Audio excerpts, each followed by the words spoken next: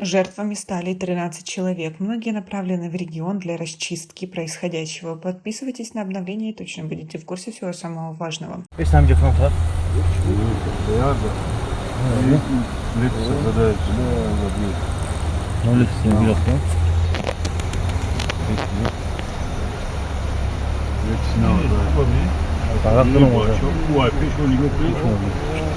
На территории города Вагдад из-за схода оползней пострадали 4 кишлака. Жители более 100 домов эвакуировали в безопасные места. А в пригороде Душанбе селевые потоки частично повредили несколько жилых домов. В грязевой массе застряли 14 легковых автомобилей. Также стихия повредила 5 мостов. В результате оползней пострадала автодорога между Душанбе и Худжандом.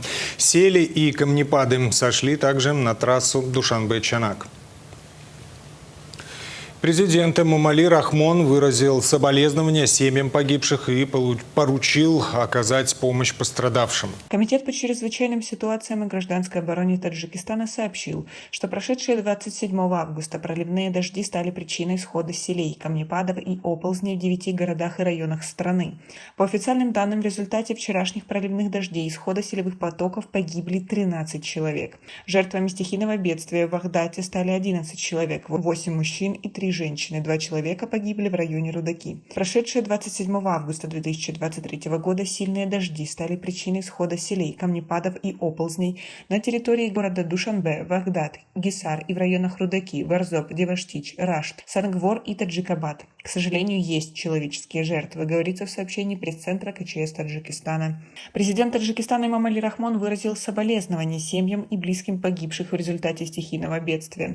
Пресс-служба главы Таджикистана сообщает, что Рахмон поручил премьер-министру страны, Комитету по чрезвычайным ситуациям и гражданской обороне, 2 соответствующим структурам и органам оказать помощь семьям лиц, погибших в результате стихийного бедствия, принять срочные меры по устранению последствий стихийного бедствия.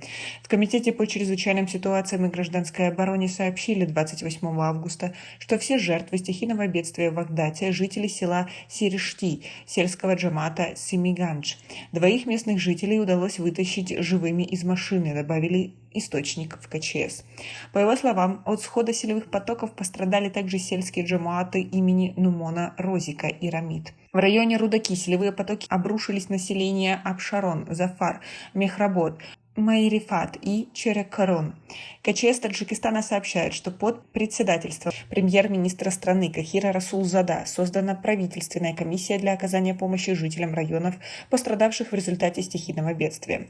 В столице, городе Душанбе, вчерашние проливные дожди привели к отключению электричества на несколько часов. Жители некоторых районов города были лишены доступа к питьевой воде. На улицах Дружбы народов и Ахмади Даниша в результате сильного дождя вода попала на шоссе, что затруднило движение автотранспорта. Сильные ливни, оползни и камнепады серьезно повредили автодорогу между Душанбе и Худжандом, которую обслуживает компания АРС.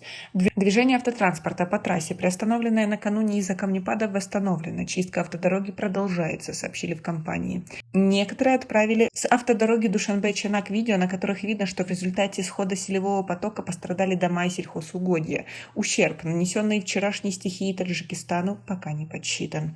У вас есть знакомые или родственники, которые пострадали от селевых потоков или, может, просто стали их очевидцами? Напишите нам, пожалуйста, в комментарии. У нас пока на этом все. Оцените наше видео подпиской и лайком. До скорой встречи.